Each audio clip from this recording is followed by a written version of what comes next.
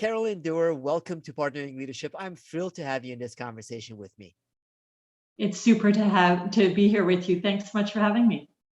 Carolyn, I love CEO Excellence, the 6 mindsets that distinguish the best leaders from the rest.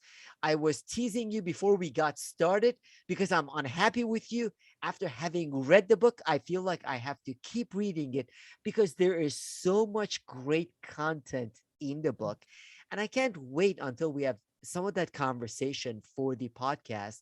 But before we get to it, Carolyn, would love to know whereabouts you grew up and how your upbringing impacted the kind of person you've become. Sure.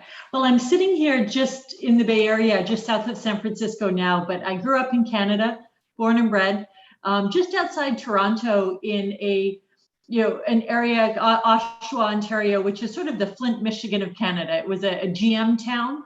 And literally our spring break schedule was determined by when they turned over the line at the plant, because that's when all the parents were out. And so just very much grew up seeing how business and community shaped one another, and it kept me pretty grounded. That's outstanding. And that's an area that has evolved a lot and changed a lot over the years. So you ended up at McKinsey. How did you end up leading the CEO excellence practice there? Absolutely. I joined McKinsey in 2000, which, gosh, is a long time ago now. And the nice thing here is you can reinvent yourself, right? You can get very curious and explore different industries and sectors. But I've spent most of my time in organization work, kind of org effectiveness, leadership, top teamwork, and also strategy work. And so how do you really set direction? And increasingly, those two things were coming together as I worked with more and more executives who were new in role. Some of them were C-suite, kind of one below CEO, and then over time CEOs. And they didn't see the silos that we sometimes have as consultants, right? They just said, look, I'm a new leader. I need to be effective. What should I be doing? I need to get my team in place. I need to figure out what I'm doing. I need to get my strategy. I need to get all of it together. And so just became very curious about what does it look like bringing all of those pieces together in these roles that are truly kind of ultimate integrators. And it is a very hard role that I know you also had a blurb from David Rubenstein. I talked to him for the podcast also. He's very involved in many organizations in the greater Washington, D.C. region, as well as nationally. And David talks about the fact that the CEO role is harder now than it's ever been before because CEOs have to pay attention to so many things, whether internally within their organizations or the need to pay greater attention to the many stakeholders externally. So even in the years that you have focused on CEO excellence, what has changed with respect to the CEO role? Absolutely. I mean, the CEO role has always been big and complex, right? And you do have that balance of the internal work of setting strategy and org, plus your board, your stakeholders, yourself.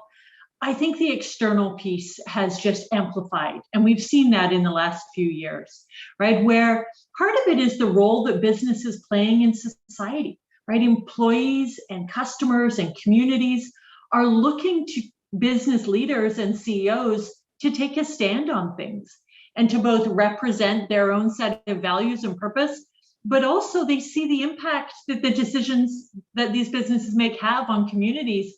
I don't think any CEO would have anticipated a few years ago. They would have been making calls on literally the health of their employees, and the supply chains that they're operating in. And you look at some of the political situations now in the war in Ukraine and Russia. I mean, it's almost as if business leaders are being asked to step in and play a broader social leadership role. They are being asked to do that. And I know it's actually one of the mindsets that you talk about in your book, Carolyn. The CEOs that I interact with and I have conversations with are also very stressed with respect to which areas and which issues they should weigh in on and which they shouldn't. Some are clear cut with respect to the anti-racism conversations that started after George Floyd's murder to many the Ukraine crisis. But in many instances, they are being asked by the community or their employees to weigh on everything. And they keep saying, I don't want to be a political person taking a stance on everything. How do you find the best end up balancing what they should take a stand on with respect to the purpose of the organization and what they should forego as CEOs of an organization, not a political candidate or representative? I do think this is one of the biggest questions keeping CEOs up at night, and one that CEOs from the past haven't had to wrestle with in the same way. And I don't think there is a perfect rubric. I'll just say it. I think some people are starting to navigate it well. And those who do, you named it, come back to this idea of purpose, right? And not purpose as a pretty poster on the wall, but truly a deep sense of what is the purpose of their organization? Why do they exist? Who are they trying to serve? And what are they trying to do as a company? Linked with the deep set of values that the company is committed to, right? And those two things, your purpose of why you exist and your core set of values, have become the touchstone that leaders are coming back to in making these real-time choices, because it's not obvious, right? And you think about sometimes, there's been a lot of talk of multi-stakeholder capitalism, right? And the Business Roundtable came out with it. And I think folks agree with it, but now we're wrestling with what does it mean to really operationalize that? Especially when all your stakeholders don't necessarily agree, right? So I'm sitting here in the Bay Area and I can think about some CEOs we've spent time with who, their employees, Northern California, very blue state, right, would demand, you need to take a stand on this. And then they look at their customers who are all across the country and they say, but our customers have a different view. How do you reconcile those things? And I think the authenticity of saying, well, what we do stand for and what you can count on our company for are these types of things. And we will operationalize that in our four walls. But you're right, you need to set some sort of guardrails, or else where does it stop, right? It is really hard, and I agree with you. In my conversations, that is one of the areas that I find is stressing the CEOs out more than almost anything else, even with respect to what's happening with their organizations. Now, in putting together this book, you looked at high functioning CEOs, and early on, you mentioned 30% of Fortune 500 CEOs last less than 3 years. And 2 out of 5 new CEOs are perceived as failing within 18 months. So, one of the questions that I have is it that the hiring was not done well? Is it that these top performing CEOs developed the mindsets that you talk about before they became CEOs, or they were able to develop the mindsets when they became CEOs in time to be high functioning CEOs? There's a lot in that. And you're right, it was part of why we set out to do this research. Almost job number one was really to answer the question, what is the CEO role anyway? Because a piece of what's underlying what you describe is 68% of CEOs say the job wasn't actually what they thought it was. And frankly, I think even boards might not fully realize what the job is when they're, so step one, number one is what is the job anyway? And then step number two was, well, if we look at folks who've succeeded and really done well, and we had a quantitative set of criteria for that, what sets them apart? And it turns out, you're right, what set them apart was actually more how they were thinking. What were their mindsets versus trying to copy a bunch of behaviors that they went and did. They had very specific mindsets for how they saw their role and what the value add was against each of those pieces of the role. If take one quick one, for example, on organization effectiveness. It's clearly a job that the CEO needs to do to make sure you have the culture, the talent, the org design you need. But these CEOs, they didn't outsource that to HR, and it wasn't seen as sort of a soft topic. They had the mindset, I have to treat the quote soft stuff as if it's the hard stuff. I have to treat it with the rigor, the discipline, the follow through, the execution, accountability, as I would any operational initiative. That felt quite different than sort of the typical approach. And so we were really looking for those points of difference. It really is, in that for many years, CEOs have been saying the people and the soft stuff are important. But it sounds like in you looking at the data, it shows that the highest performing CEOs actually prioritize that soft stuff and treat it as hard stuff. Now, one of the counterintuitive things that you say in that mindset is you say, don't put people first. What do you mean by that? Fair enough. And we were purposely provocative probably in that wording. Of course they care about people and everyone should. But the prevailing wisdom tends to be, I should know who my high potentials are or my best people. And maybe HR gives me a list of the 50 or 100 people that when I'm in town, I make sure I have breakfast with or I meet after the town hall. What these CEOs did was slightly different. They started from, what is our strategy? What is our source of value creation, right? What will it take for us to win as a business? And so what are the roles that matter most in order to deliver against that? And they're not just your leadership team. So for the size of companies we were looking at, it was often 200 roles. Some of them were buried down in the organization. But if you were launching a digital transformation, that digital capabilities team, a few levels down, you better have A players in it. Right? Or if you're expanding into Asia, your country manager of Indonesia that you might not normally ever meet, you have to have an amazing person there. And so they started with what are the roles that matter, and then they mapped the talent to those roles and really paid attention to coaching, developing, having a bench, because there's also a risk if someone leaves that pivotal role. And so it was a flip, and it was very much grounded in where the value comes from. So, Carolyn, I wonder what organizations and CEOs were doing the best job with that. Over the years, for a while, Jack Welch was known as a person that would talk about getting rid of the bottom 10%. To a certain extent, Netflix culture was developed as one that wanted to reward and retain the people that were highest performing in the organization, while the pendulum in some respects in some organizations has swung to the other extreme where they say no, you shouldn't do that and you should stay away from it. So I wonder, for CEOs that were able to effectively approach that people development and putting the right people in the right high priority positions, what would be some examples and what were they doing differently? Yeah, I think there was a couple of things. One, if we think about these roles that matter most, part of what they did differently is they did prioritize and pay attention. So they knew which roles they were. And when they were doing talent reviews or thinking about succession planning and coaching, those were the 200 roles that the CEO wanted to look at. It wasn't necessarily by the org chart, seniority down, show me all the binders, right? So they were very focused and prioritized.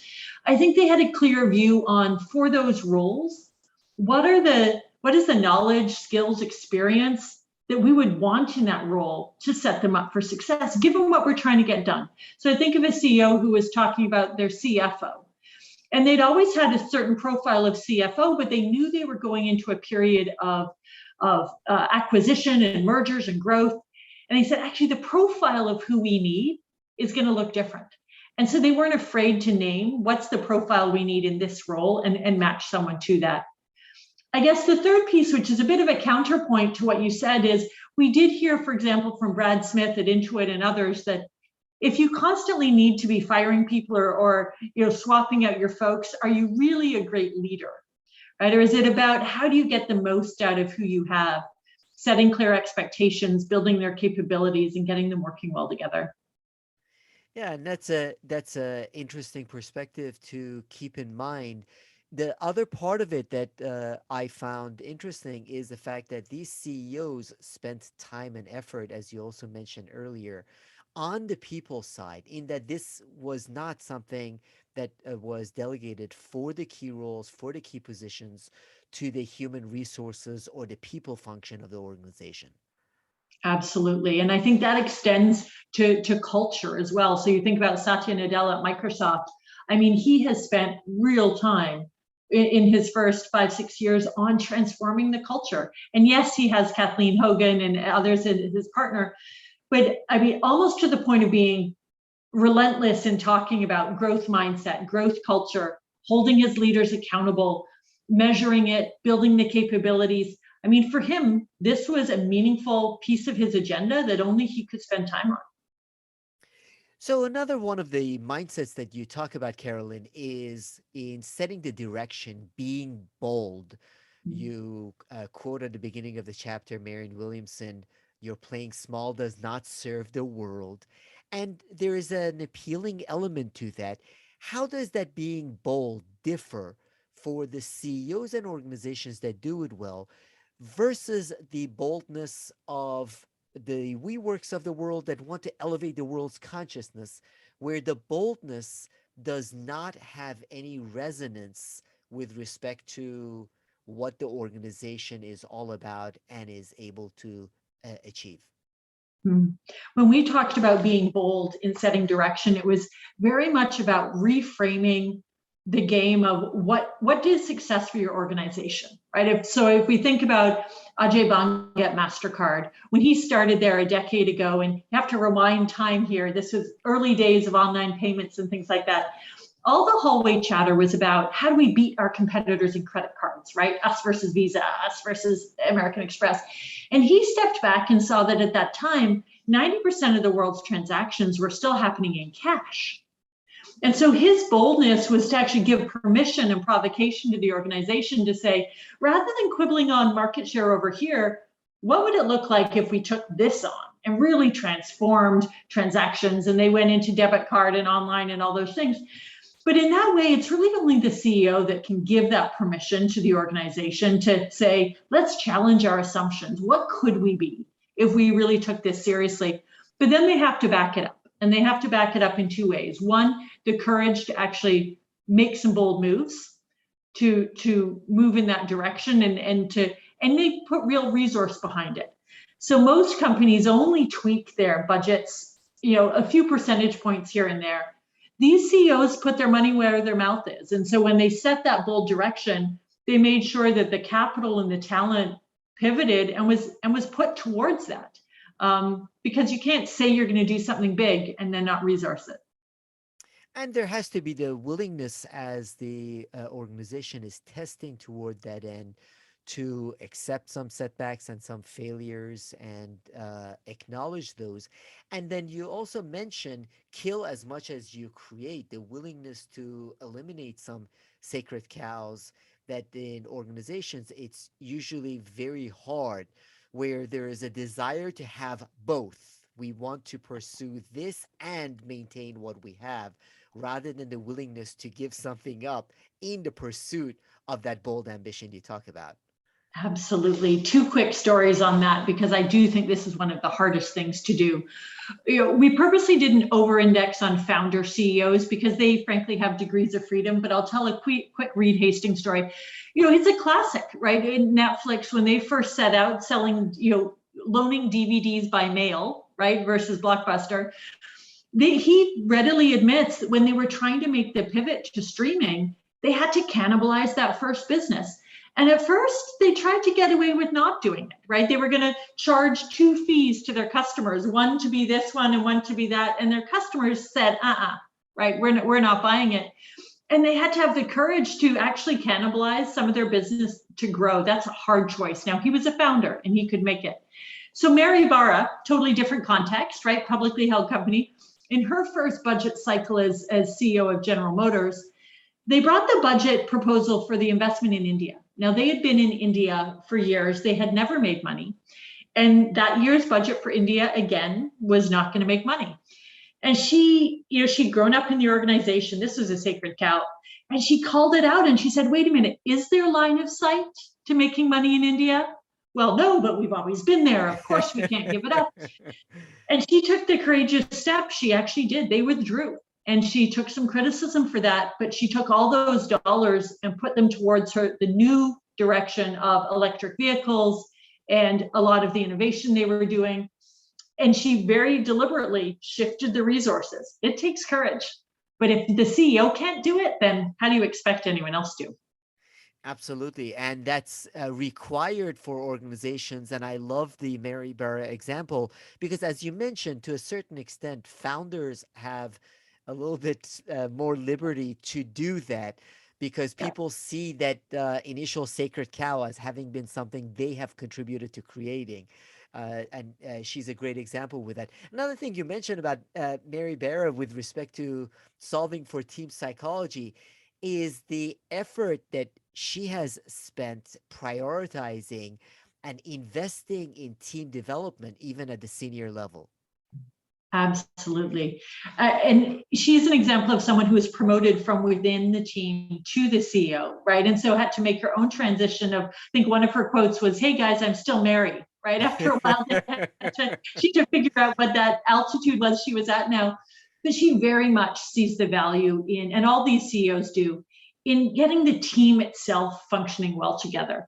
You know, this isn't about having a bunch of individual superstars who are going to get in each other's way, right? In fact, several of the CEOs would say they would rather have a B plus players, but that were really high functioning than a bunch of big egos that didn't get along. And that takes doing real work together, right? That doesn't just happen naturally. And so she and others have really invested in, how are we making decisions as a team? How do we build trust as a team? How do we build relationship? And those reps together of doing the work so that we really get in a groove. That is really important for high functioning teams at all levels in organizations, most especially at the senior levels of organizations, where in many instances people's previous success contributes to more of an ego with Mhm. respect to them wanting to protect turf, depending on how things are done. That's also something Satya Nadella has done a beautiful job in his turnaround of Microsoft, getting the senior level of the organization to function more as a team rather than people leading separate silos. Absolutely. And for him, that was an embodiment of the growth mindset shift he was trying to drive culturally, right? What he inherited was an organization that had real silos and competition within it. And this being the smartest person in the room was your currency, right? It was a massive shift to say, actually, it's about being curious and what could be possible and what could we accomplish together. A massive, massive shift that he, was relentless on for many years. So these things don't happen overnight. And one of the other mindsets that you address, Carolyn, that I know is very relevant to many of our listeners is for the CEO managing personal effectiveness, doing what only you can do. That's another one of those problems that I see a lot of executives, senior executives, and CEOs end up having. How are these high functioning CEOs able to stick just to doing only what they can do? Absolutely. And linking back to your comment at the beginning, they didn't necessarily come into the role with that already nailed, right? This is by design. We talked to folks who'd already been CEOs for over 6 years. And so looking back, this is something they've really learned. And they shared examples where 6 or 12 months into the role, they realized that the wheels had fallen off their own operating model, right? They had made commitments for things to be involved in that frankly weren't realistic. And they learned the hard way. And part of it is thinking of yourself as one of the scarcest resources in the organization. And that's not about being arrogant, but truly from a stakeholder lens, there's only one of you. So what is the highest and best use of you as a CEO? If anything else can be delegated or done or created by others, let them have at it. Because frankly, there is important work that only the CEO can do. It was Satya Nadella again. I loved his quote of why it's a lonely role. And one of the reasons he said is it's an information asymmetry problem. No one underneath you sees all the pieces you see. No one above you, like your board, sees everything you see. So the fact that you're that unique and singular layer of integration, that's real work, right? Your job is to be finding the connections, making sure things are working well together, looking to the future while the day-to-day is running. You need other people to largely be running the business for you to be able to do all of that. And so it sets a really high bar for what's the stuff only you can do. And in order to achieve that high bar, you also mentioned that many of these CEOs are open to being coached. I know you yourself serve as a coach to CEOs. So, what is that openness and willingness? And with respect to what areas do you find the CEOs continuing to get coaching for their own development and growth? Absolutely. And if you take almost a broad definition of coaching, I think all of these CEOs had what we referred to as a kitchen cabinet, right? A group of 3 or 4 or 5 people who could be their truth tellers. And they play multiple different roles, right? You need at least a couple of people in your life that will tell you the truth, right? You're in can be in such an echo chamber that only people bring you good news or tell you you're great. Who's going to keep you grounded and tell you when you blew it? You need that. You also need a safe space of people where you can problem solve, right? There is still a bias where CEOs feel like they can't say they don't know in a broad audience, right? And so who are those people who can be your thought partners and really help you work through some of the tough stuff? And the third one, which I think is one of the more interesting ideas we heard from a number of these, is the idea of a reverse mentor. So a number of these CEOs have someone several levels down in the organization, maybe several generations younger than them, who they purposely give permission and ask to coach them and to reverse mentor them, whether it's on, the latest consumer preferences or digital or things maybe they didn't grow up with, but also to be their eyes and ears in the organization to say, hey, you think this is going great, just so you know, 4 levels down, no one's buying it. And I think that takes courage as a leader to invite that kind of feedback. And those who do it well, it's hugely value added. It takes a lot of courage, and it also helps when you have that courage for it to be combined with humility. I love how you say you need to stay humble, and you use a Sudanese proverb, a large chair does not make a king. Now, I've never had the pleasure of running an organization that size, Carolyn, but sometimes I joke with my wife the fact that in organizations, the higher up we move, the funnier our jokes become, and the more people become mindful of what information is passed on to us. So, what do these CEOs do to maintain that humility and to continue getting the kind of feedback that you said is essential for them to be able to do their roles well? Absolutely. I think some of the things we talked about of the reverse mentors, the kitchen cabinet, help you with that feedback loop, but it has to be grounded in, as you say, a humble mindset or a learning mindset, right? So both a recognition that you're only in the chair for a certain period of time, and your goal is to leave the place better than you found it, right? And disproportionately, that was the mindset that we heard. And then pairing that with real curiosity and wanting to learn. A number of the CEOs said, if you lose that, or when you lose that, you know it's time to move on. When you're not learning, when you're not interested in learning. So if it's coming from this place of wanting to do right by your stakeholders and wanting to learn and grow, then the behaviors flow from that. And it has to be a genuine sentiment on part of that CEO and executive.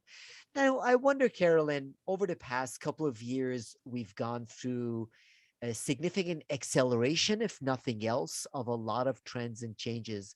You go through the 6 mindsets that distinguish these best leaders. In what way have any of them changed as a result of this acceleration? Absolutely. There's 3 in particular that the CEOs themselves called out as a change. One we touched on already, which is this idea of being bold.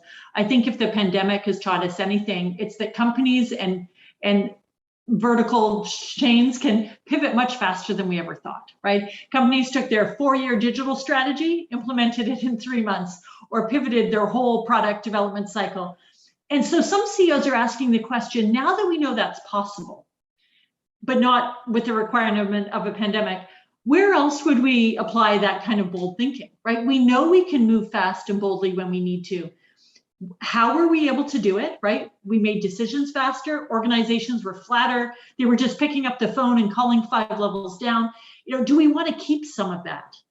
I think the second one we heard is the multi-stakeholder, which again, we've talked about, but is so important. This broad recognition that the decisions CEOs make have ripple effects throughout supply chains, communities, economies, all of these things. And so we have to consider the stakeholders. And I think we're working through how to do that. And then the third one that's interesting is this notion of CEOs, how they show up being as important as what they do. So one of the CEOs, Michael Fisher, coined this phrase, your to-be list as important as your to-do list. And I think we felt that acutely in the last little while, right? Where both employees and more broadly, we expected our CEOs to show concern, to genuinely connect with people, to make sure that they were keeping a pulse on their organizations. And I hope that's something we don't lose and that we take forward, even when there was something very democratizing about all being able to get on video conference. And we need to not go back to our offices with the door shut. And that's going to be a benefit of the experience we have been through, the humanity that a lot of people saw in their leaders. One of the reasons actually early on in the pandemic, employee engagement numbers went up because people felt all throughout the organization, from the CEO on down, there was a greater sense of empathy and greater sense of being able to relate to people. So in addition to that change as a result of the pandemic, one of the things that many CEOs have talked about is the potential future of work. Some organizations, including Microsoft, made that shift a little bit more sort of permanent. And what I find is a lot of the commercial real estate folks that I know were for quite a while quoting Jamie Dimon for saying that we're all going to go back to the office. If you don't want to come to the office, you aren't going to be working for me. And in his latest letter to shareholders, he changed his perspective on that also.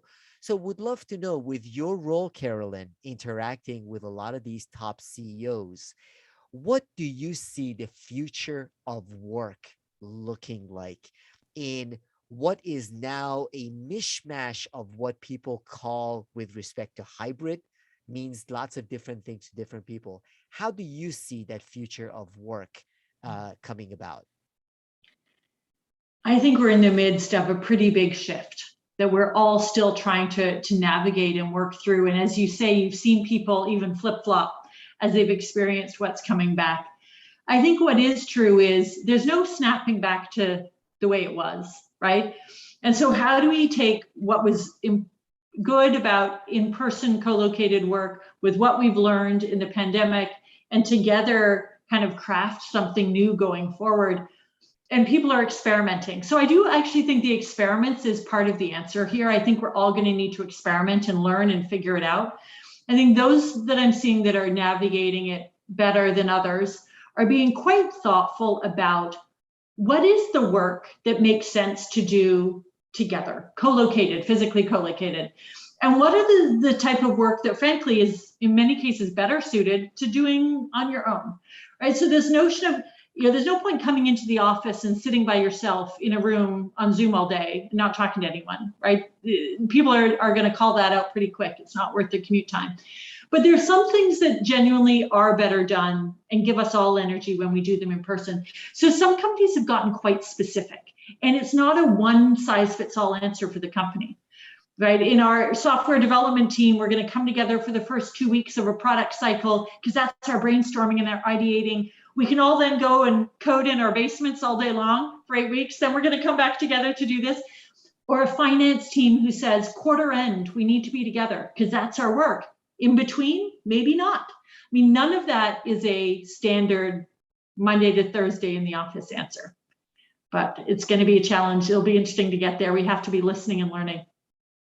It is, and the point that you made, it requires intentionality and it requires experimentation to see what works for the organizations. Now, your role as a consultant has primarily been pre-pandemic, I imagine, Yeah. spending a lot of time face to face with clients, lots of time on the road. How has your life changed, and how do you see your supporting executives and CEOs shifting over the coming couple of years? Absolutely. I mean, you're right. We went from being on the road all the time to suddenly at home all the time. And now everyone's figuring out what it looks like. I think in the same way, we're recognizing what are the activities that make sense. So, even before clients, if we think about our own firm, we turn over people so quickly. A lot of people come into consulting for just a few years. We have thousands of people who joined in the last 2 years who have never met anyone in person. And a huge part of our apprenticeship is the sitting in a team room side by side. Let's do that. So our teams have chosen, it was by choice, to come together much faster. So our offices are actually more full because we used to be at the client and now they're in the office because they realize they can work better together sitting together. So we're doing a lot of that. I think with clients, it depends on the industry. We're kind of following our clients, right? McKinsey could say, I need to be at my clients. Half of them are in tech. I show up, the doors are locked, right? And so you also need to meet your clients where they're at. And there's some things that you just never can replicate, not in person. So the relationship building, the coaching, those really important top team offsites. I mean, those things I think we're all craving getting back to. Yeah, there is a real special element to that relationship building, as you mentioned, and the human connection that is important.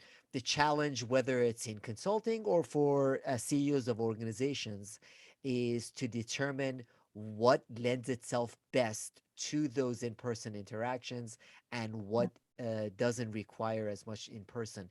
So, Carolyn, in addition to your own book, are there any other resources that you typically find yourself recommending to CEOs as they want to develop the mindsets that help them lead their organizations in such uncertain and turbulent times?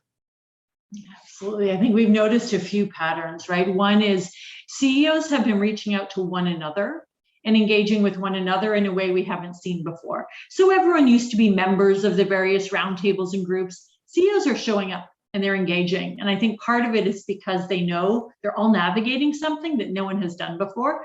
But it's been wonderful to see that peer network of like-minded folks. And, aside from maybe your own very specific strategy, 90% of the issues are the same that they're all facing. And frankly, they can share and learn from one another. So that's really powerful. I do find this notion of a kitchen cabinet. Who are your advisors? Who are your people either in or outside the organization that get it and understand all the things you're trying to prioritize and can be your thought partners? And then just recognizing for yourself your own resilience and growth as a leader. So many of the CEOs we talked to did have coaches or had done some of their own personal work. It's hard for you to lead an organization when you're not centered in yourself and you know who you are as a leader. So it's a great time to do some of that reflecting. What gives you energy? What doesn't? What kind of leader do you want to be? That's what we're seeing people explore. Those are great recommendations. And I really appreciate also your book where we touched on just a few of the mindsets briefly. There is a lot of great content, examples, stories. One of the things I really appreciated, in addition to the Satya Nadellas of the world and Mary Barras and Jamie Dimons, where the names are familiar, there were lots of people whose names I wasn't as familiar with. And I appreciated seeing and reading their stories because, as you say, these are the mindsets of those highest performing CEOs. They are not just trying to take one leader, one CEO, and become a carbon copy of that person. So, for the audience to find out more about you, Carolyn, and the book, where would you recommend for them to go? Absolutely. There's a landing page that not only has information about the book, but has a lot of free resources with videos and interviews and things to learn more. If you type in Carolyn Dewar in McKinsey, you'll probably find it, or CEO Excellence in McKinsey, you can find your way there. And there's plenty of resources as well as ways to find the book. I can't recommend the book highly enough. And as I mentioned earlier, one of the smartest people I know, David Rubenstein, said any smart CEO looking to not just survive but thrive would do well to read and heed the book's insights. And David reads over 100 books a year, nonfiction books a year. So here is a smart executive that reads a lot and recommends this book as highly as I know I do. I really appreciate you joining this conversation, Carolyn, and the outstanding examples, perspectives, insights, and the mindsets you share in your book. Thank you so much, Carolyn Dewar. Thank you so much for having me.